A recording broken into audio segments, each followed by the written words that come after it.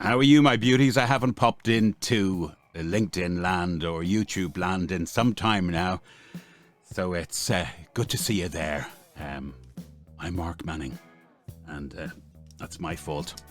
So look, so I'm getting prepared here because I've quite a few things to do before, in the coming days, I hop on that plane to New York. New York, I visit some electronic shops over there and I'll buy kit that I'll never use. Maybe that's what I'll do. The last time I was there, it wasn't too long back. A lot of homelessness. Found it really odd. People in suits, like lying on park benches at night. Very, very sad. Anyway, I'm here to just say hello. What have I been up to? Well, voiceovers still knocking about. A lot of audio books recently for some reason. I don't do them cheap, but I do them. And you see some I've got books up online and stuff, but I don't market them. I was out the other night for a shoot on what we call Scary Era. Now, tongue in cheek, but we grab a camera every so often, myself and my buddy Steve, and we head out to locations at night just to see if there's any paranormal vibes. If anything else, it's great. The atmosphere, I love it. I soak it all up, and I'm in the now. And by the way, if you are facing any issues in your life and you're worrying about the past or the future, just be in the now. Now is where life is, and it's the rarest. Nowness is the rarest form of sanity. So there I was on the Wicklow coast in a place called the Black Castle, with the wind blowing around my hair. This place stinks of history, and largely of a black history. A lot of death, a lot of torture, a lot of invasion, a lot of raids by the local tribes, the O'Byrnes and the O'Tooles, on the Anglo-Norman, what was he? Strongbow. Strongbow built the castle, right? But he was actually built, it goes way back on a former Viking fort, I think. So there we were on what's left of the castle at night with the wind blowing in my hair. There's a little beach down below it where St. Patrick had to go at converting the locals. Bad move! They whipped his ass with stones. Him and his merry band had to climb back on their boat with their tail between their legs and spread Christianity somewhere else. So anyway, you're talking about like 1869, when Strongbow set up the place, and then there'd be raids on and off. A lot of locals would be killed in reprisals horrifically, having their limbs smashed and thrown into the ocean by the British. There was a drawbridge at one stage up to it as well, but touch the stone.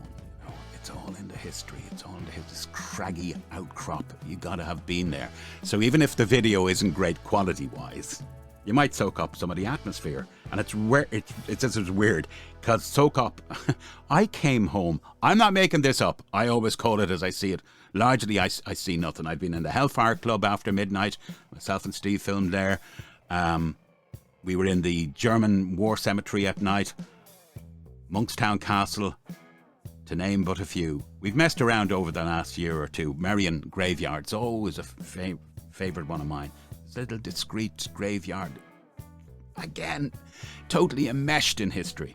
But I came home, I was lying in my bed. Steve texted me to make sure I get home because I drive like an owl one, and I went, I'm fine, but there were bells in my head.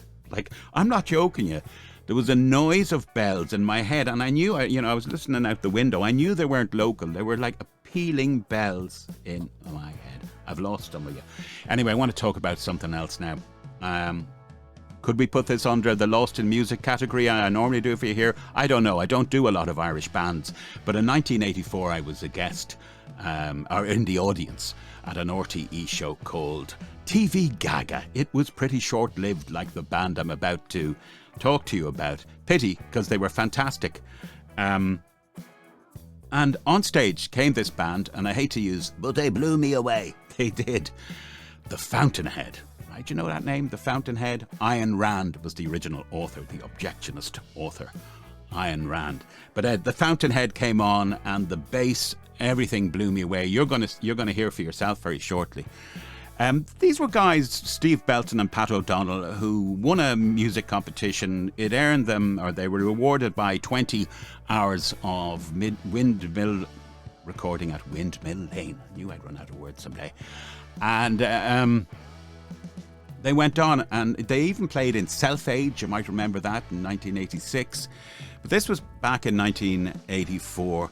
They did sign to China Records, I think it was, and they had 1 or 2 albums, but then the whole thing fizzled out around 1990. They had hits, as well as the one I'm about to play you. There was Someone Like You was definitely a hit, and there was another one percolating in the recesses of my brain. I can't remember. Do you really care? No. Because at the end of the day, here I am with my whole death ahead of me, and here are you and me back in time with the Fountainhead and Rhythm Method.